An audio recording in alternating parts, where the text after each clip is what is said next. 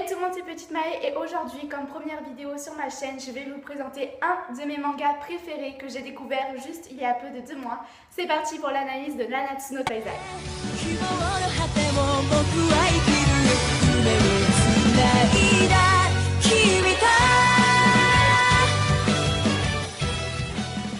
Donc pour les personnes qui ne connaissent pas Nanatsu no Taizai... Non, je rigole. Donc pour les personnes qui connaissent ou pas Nanatsu no Taizai, je vais vous faire ma description personnelle de ce manga que je trouve juste super méga génial. Et non, je ne suis pas fan. Donc Nanatsu no Taizai de son nom japonais, Seven Deadly Sins de son nom anglais et les 7 péchés capitaux de son nom français. Ça fait beaucoup de noms pour une série. Le manga fait sa première parution le 15 février 2013 sous format papier et fait son apparition le 5 octobre 2014 sous format animé. Écrit par Nakaba Suzuki et également dessiné par Nakaba Suzuki, Nanatsu no Taizai est un manga du genre fantastique, aventure et shonen prépublié chez Shonen Magazine. Étant à 27 tomes au Japon et 21 tomes en France, le manga Nanatsu no Taizai a, selon le site Nochizion, une note approximative de 8,75 sur 10, selon un compteur de vote de 1012 votes environ, ce qui est plutôt pas mal.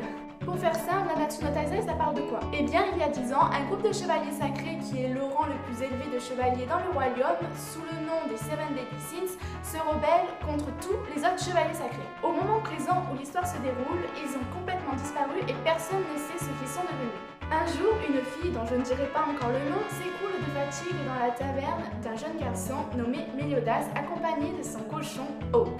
La fille s'avéra être plus tard Elisabeth, qui n'est autre que la princesse de jeunesse à la recherche des Seven Deadly Sins.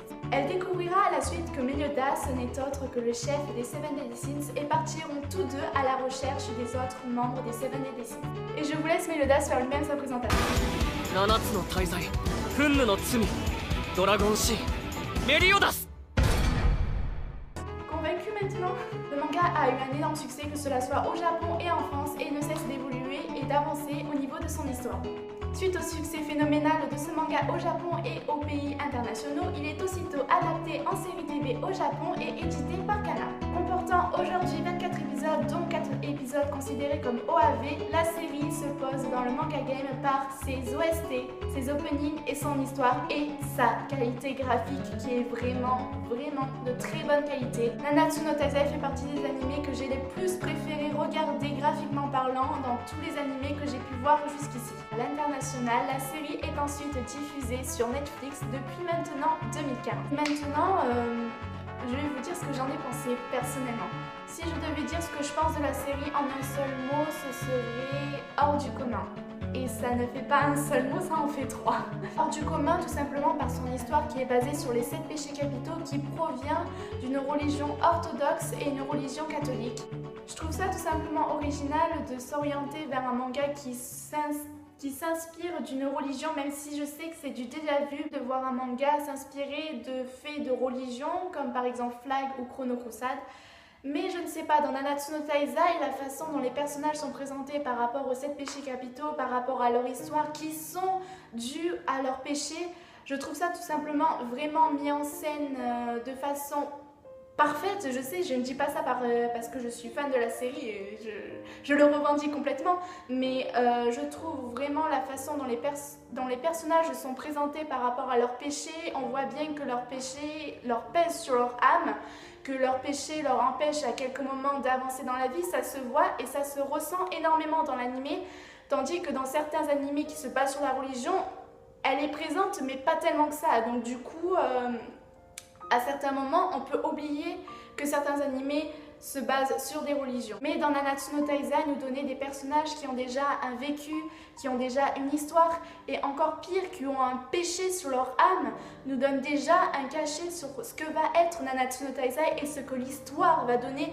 dès le début de la série. On part pas comme dans tous les animés avec des personnages où, au fur et à mesure des épisodes, on doit apprendre ce qu'ils ont vécu, on doit apprendre d'où ils viennent, on doit apprendre les liens qu'ils avaient avec les autres personnages. Ça, dès le début de l'histoire, c'est déjà fondé, c'est déjà créé, et on n'a pas de questions à se poser en se demandant « Ah, mais est-ce que lui le connaissait ?» ou « Quels sont les liens qu'il y a avec la personne concernée ?» Non, les personnages principaux ont déjà les liens qui sont avant tissés, avant l'histoire, et ça permet d'avoir une image de ce qu'est réellement l'histoire. De plus, les personnages secondaires, donc Jan, Ban, King, qui sont les 6 autres péchés capitaux qui sont avec Meliodas, on sait déjà qu'ils ont un lien très profond avec leur chef, Meliodas, qui est le personnage principal. De plus, cette histoire de péché, le péché de l'avarice, le péché de la colère, je ne sais pas vous, mais ça m'angoisse, ça me donne envie de regarder.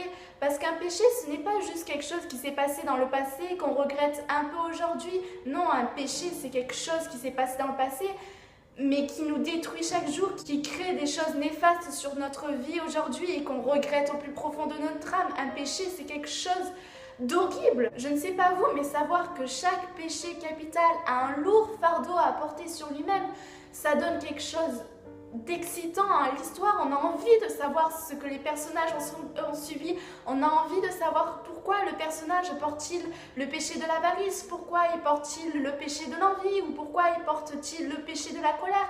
Tout ça, ça donne envie de savoir au lecteur, aux lecteurs, aux personnes qui lisent le manga, mais aussi aux visionnaires du manga. Ça donne vraiment envie d'en connaître un peu plus à chaque fois qu'on regarde un épisode. Donc personnellement, je trouve que ce synopsis, cette histoire, les 7 péchés capitaux, tout ce monde qui se déroule dans Britannia, c'est ce qui fait que Nanatsu no Taizai est ce qui est aujourd'hui. Et c'est pour ça que Nanatsu no Taizai, je pense personnellement, marche aussi bien. J'ai découvert Nanatsu no Taizai tout simplement par recommandation de vidéos sur mon fil d'actualité YouTube que je mettrai sûrement ici pour que vous alliez voir aussi parce qu'elle est vraiment bien cette vidéo.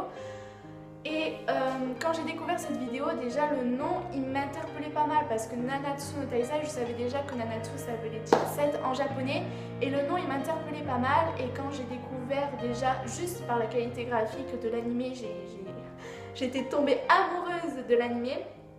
Et la façon dont le youtubeur parlait de l'animé, ça se voyait qu'il représentait vachement quelque chose pour lui et que l'histoire en démenait pas moins. Et sincèrement, je ne regrette vraiment pas d'avoir découvert cet animé. Je vais être franche avec vous, l'animé fait 24 épisodes et je l'ai fini en un jour.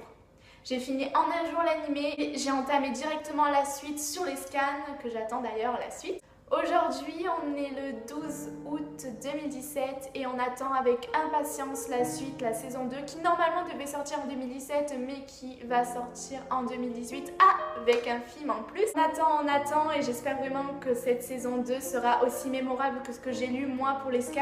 Je n'ai pas malheureusement les mangas sous format papier mais je compte très bien me les acheter parce que vraiment cette série...